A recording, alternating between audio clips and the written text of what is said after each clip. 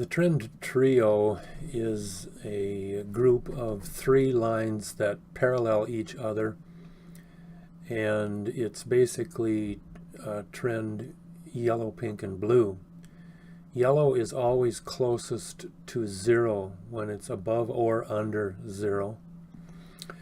And the trio is also a member of the short-term trend lines group, and the three groups are power green and orange and swing red and green, and of course the trio.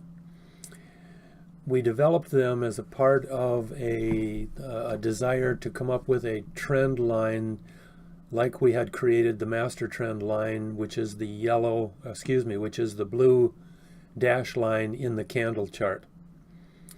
But we could not coincide the different forces that were within the three avenues that we were running down, the three primary avenues. And so we decided not to create one line for the short-term trend line, but rather three.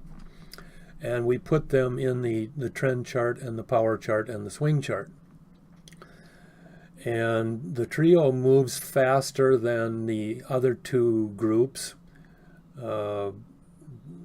Orange and green are more steady.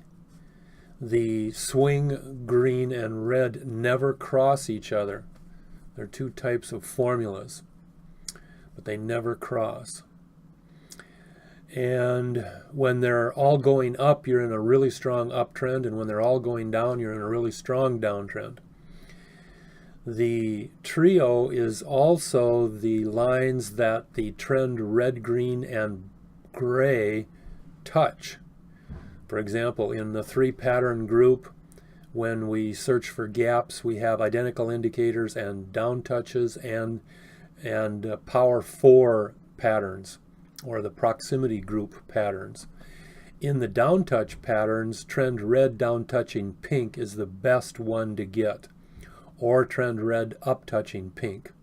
The next one is trend green up touching or down touching pink. And then of course, in those patterns, as long as I'm on that subject, the 5 lines that the down touches can make are the 3 trio lines, the 0 line, and then underneath the 0 line in the case of an gap up. And the rule is that when the trend red crosses the 0 line and goes underneath the 0, the next day is the gap up. That works just a high percentage of the time. There are occasionally you will find the gap going down one more day before it goes up, but you can see the signals for it and tell that it's not a gap up condition, or at least most of the time you can. And if you get caught in one of those, just hang on, because you are in the same pattern that you were in before. But we never deal with the trend red underneath 0 on a 3rd day. That's not part of that pattern group. And so those 5 down touches, even though the trend red crossing over the 0 and down touching the area under 0, there's no physical line that it touches. It just enters that area and becomes a down touch condition.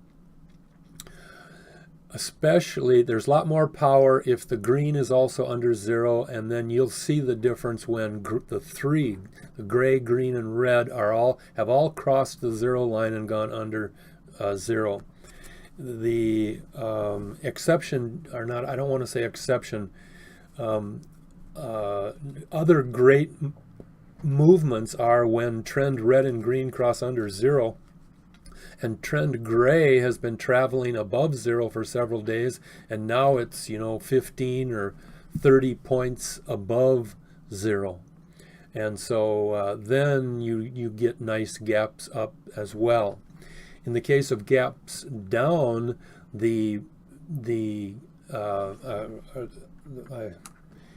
the case of gaps down, the trend red crosses up over the blue line when the blue line and the trio, the yellow, pink, blue, are above zero.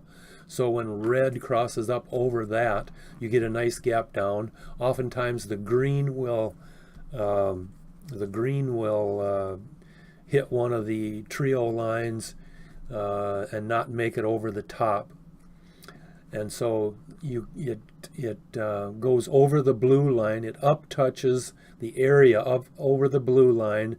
It can up touch the zero at the bottom or the three trio lines and then gap back down. So that's the idea behind the 5 positions of the gap downs that can occur.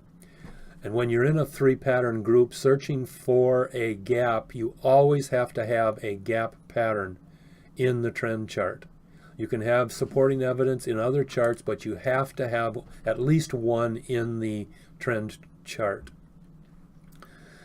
The trend trio obviously has cycles up and down. One general rule with all 6 lines before I say that, I want to say that all of those 7 lines are drawn in wide on the charts, and we make them wide so they're quickly recognized as a down touch or as one of the 3 groups in the short-term trend line for analysis purposes. The trend movement, the cycle of the trio, and this is true with all 7 lines.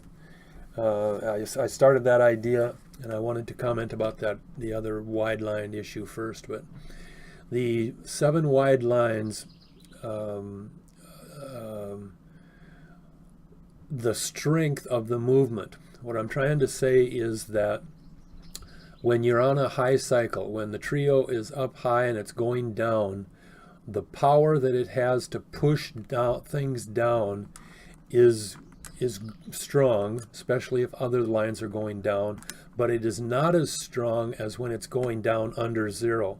There's more power when all of the lines are going down under zero. It seems like they just continually push the